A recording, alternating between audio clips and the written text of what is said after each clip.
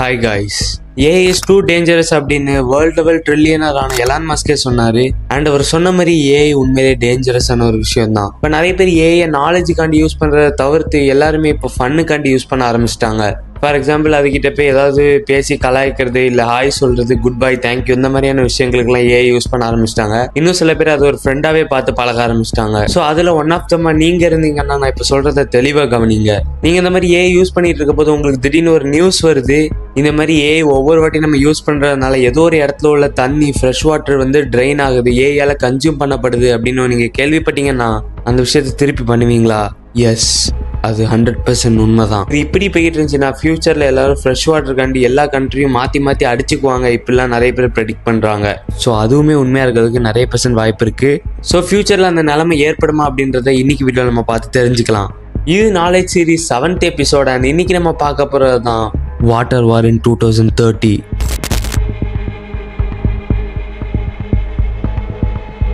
So ஏஐன்னு ஒன்று இருக்குது அப்படின்றது 2025 தான் நிறைய பேருக்கு தெரிய ஆரம்பிச்சிருக்கும். ஆனால் அது ஸ்டார்ட் ஆனது 90s தான். ஸோ இந்த ஏஐ வாட்டர் கன்சியூமேஷன் அதிகமானது 2014, 23, 2026 இந்த மாதிரியான டேட்ஸில் தான். ஐ மீன் 2014 ஏஐ கன்சியூமிங் வாட்டர் அதிகமாகிக்கிட்டே தான் இருக்குது. ஸோ இப்போ ஏஐ எவ்வளோ வாட்டரை கன்சியூம் பண்ணியிருக்கு அப்படின்றத பார்க்கறதுக்கு முன்னாடி 2014 எவ்வளோ கன்சியூம் பண்ணியிருக்கு அப்படின்றத பார்த்துட்டு வருவோம். யூஎஸ் டேட்டா சென்டர்ஸில் 2014 மட்டுமே 21.2 billion litres of waters consume ஆயிருக்கு. அண்ட் இன் 2023 யூஎஸ் டேட்டா சென்டர்ஸில் 66 billion litres of fresh water consume ஆயிருக்கு ஏஐயால்.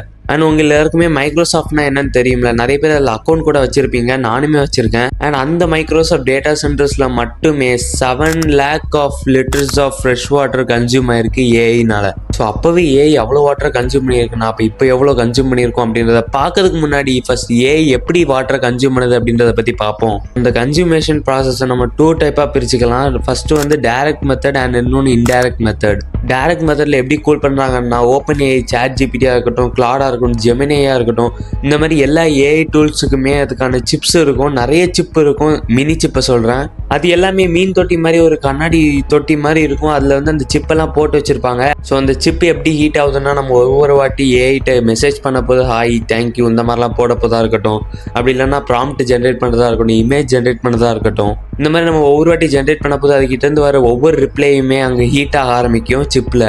ஸோ அந்த ஹீட்டை கண்ட்ரோல் பண்ணுறதுக்காண்டி அங்கே நம்ம தண்ணியை கொண்டு ஊற்றுறாங்க. அண்ட் முக்கியமாக அது ஃப்ரெஷ் வாட்டர் அப்படின்றத தெரிஞ்சுக்கணும். ஸோ அந்த தண்ணி அந்த தொட்டியில் பாயில் ஆக போகுது. அந்த தண்ணி பாயில் ஆகிற அளவுக்கு இது ஹீட் ஆகும். அதான் அதில் முக்கியமான பாயிண்ட்டு. அண்ட் அந்த தண்ணி பாயில் ஆக போகுது. அந்த பாயிலான அந்த அட்மாஸ்பியர் கலக்கும் இல்லையா, அந்த வேப்பர் மாதிரி வரும் இல்லையா. ஸோ அந்த வேப்பர் ஹீட்டாக மேலே வரப்போகுது. அதுக்கு மேலே வெட் பேட் அப்படின்னு சொல்லிட்டு ஒரு திங் வச்சுருப்பாங்க. ஸோ அந்த வெட் பேட் அந்த ஏரை கன்சியூம் பண்ணி அதை வந்து கூல் ஆக்கி அதுக்கப்புறம் அதை ரிலீஸ் பண்ணும். கிட்டத்தட்ட ஒரு ஏசி மாதிரியான ப்ராசஸ் அப்படின்னு வச்சுக்கலாம். ஸோ ஏஐ கன்சியூம் பண்ணுறதுக்காக கொண்டு வரப்பட்ட தண்ணிகளில் இது 30% ஆஃப் வாட்டரை இதுவே ட்ரெயின் பண்ணிடும். அப்போ மீதி 70% அதுதான் இன்டைரக்ட் மெத்தட். ஸோ இன்டைரக்ட் மெத்தடில் ஏஐ யூஸ் பண்ணுறதுக்கு தேவையான எலக்ட்ரிசிட்டியை ப்ரொடியூஸ் பண்ணுவாங்க. என்ன எலக்ட்ரிசிட்டியா? நீ 70% தண்ணி தானே வேஸ்ட் ஆகணும், எதுக்கு எலக்ட்ரிசிட்டி வருது அப்படின்னு கேட்டிங்கன்னா, அந்த எலக்ட்ரிசிட்டியை ப்ரொடியூஸ் பண்ணதுக்கு வாட்டர் தான் ஹெல்ப் பண்ணுது. யூஎஸ்ல நிறைய டேட்டா சென்டர்ஸ் இருக்கு. அதில் ஒரு டேட்டா சென்டருக்கு மட்டுமே கிட்டத்தட்ட 565 டெராவாட்ஸ் ஆஃப் எலக்ட்ரிசிட்டி தேவைப்படுது அந்த ஏஐ ஒர்க் பண்ண வைக்கிறதுக்காக. அதை மந்த்துக்கு கன்வெர்ட் பண்ணா 47 to 50 டெராவாட்ஸ்க்கு மேலே போகும் அப்படின்னு சொல்றாங்க. இவ்வளோ எலக்ட்ரிசிட்டி, இவ்வளோ வாட்ஸ் நம்ம ப்ரொடியூஸ் பண்ணுறதுக்காக தான் அவ்வளோ வாட்டர் நம்மளுக்கு தேவைப்படுது. ஸோ நீங்கள் ஒவ்வொரு வாட்டி ப்ராம்ப்டாக ஜென்ரேட் பண்ணுறதா இருக்கட்டும், இல்லை ஹாய் பாய் குட் பை போடுறதா இருக்கட்டும், இல்லைன்னா இந்த மாதிரி இமேஜ் ஜென்ரேட் பண்ணுறதா இருக்கட்டும், ஒவ்வொரு வாட்டி ஜென்ரேட் பண்ண போதும் நீங்கள் யோசிச்சுக்கிட்டே இருக்கணும், இதனால ஏதோ ஒரு இடத்துல தண்ணி கன்சியூம் பண்ணப்படுது அப்படின்னு. இன்னும் உங்களுக்கு சிம்பிளா சொல்லணும்னா, ஒரு ப்ராம்ப்ட் நீங்க ஜென்ரேட் பண்ண போது 10 to 25 millilitres of water train ஆகுது அப்படின்றத புரிஞ்சுக்கணும். ஸோ டைரக்ட் மெத்தட், இன்டைரக்ட் மெத்தட்லாம் இவ்வளோ இது ட்ரெயின் ஆகுது அந்த மாதிரி சொல்றல, ஃபர்ஸ்ட் எவ்வளோ பெர்சன்டேஜ் ஆஃப் வாட்டர், எத்தனை அமௌண்ட் ஆஃப் வாட்டர் ட்ரெயின் ஆயிருக்கு அப்படின்னு சொல்ல கேட்டீங்கன்னா அதுக்கு நான் இப்போ வர்றேன். டைரக்ட் மெத்தட்ல மட்டுமே பெர் வருஷத்துக்கு 75 to 191 billion litres of water drain ஆகுதான். ஸோ இப்போ நான் சொல்றதை வந்து நம்ம என்னோட கேல்குலேஷனாக எடுத்துக்குவோம். நாங்கள் வந்து ரிசர்ச் பண்ணி நான் ஒரு கேல்குலேஷன் போட்டு வச்சிருக்கேன். அண்ட் ஏஐடியுமே கேட்டிருக்கேன். 2 கேல்குலேஷனுமே கிட்டத்தட்ட சேமாக தான் இருக்கிற மாதிரி இருக்கு. நான் அது ரெண்டையுமே உங்கள்கிட்ட சொல்கிறேன். ஃபர்ஸ்ட் டைரக்ட் மெத்தடில் நம்ம போட்ட கேல்குலேஷனை பார்த்துட்டீங்க. அதுக்கப்புறம் இன்டைரக்ட் மெத்தடில் 312 to 764 billion litres of waters drain ஆகிருக்கான். ஸோ அந்த டைரக்டையும் இன்டைரக்டையும் ஆட் பண்ணி பார்த்தோன்னா வருஷத்துக்கு மட்டுமே 387 to 955 billion litres of waters waste ஆகிருக்கு. மீன் ஏஐயால் கன்சியூம் பண்ணப்பட்டிருக்குன்னு சொல்ல வந்தேன். ஸோ இது ஆல்மோஸ்ட் 1 ட்ரில்லியன் கிட்ட ரீச் ஆயிடுச்சு. இது வந்து கிட்டத்தட்ட ஒரு இன்சேனான விஷயம் தான். அண்ட் நம்ம போட்ட கேல்குலேஷனுக்கும் ஏஐ போட்ட கேல்குலேஷனுக்கும் வித்தியாசத்தை பாருங்க. ஏஐல வந்து இது வந்து 3 வகையாக பிரிச்சிருக்கு. 2026, 2027 அண்ட் 2030 அண்ட் 30+. 2026ல இப்போ நம்ம பார்க்க போகிறது daily burn rate.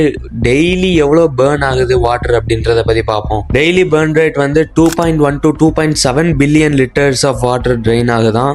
And annually 1 trillion litres அப்படின்னு போட்டிருக்கு. ஆல்மோஸ்ட் சேமாக தான் இருக்குது. அண்ட் இதுக்கப்புறம் 2030யோட ப்ரெடிக்ஷன்ஸ் எல்லாமே நம்ம பார்ப்போம். அண்ட் அதுக்கு முன்னாடி 2027 பார்த்துட்டு போயிடும். 2027ல daily burn rate 11.5 to 18 billion litres ஆகுமா.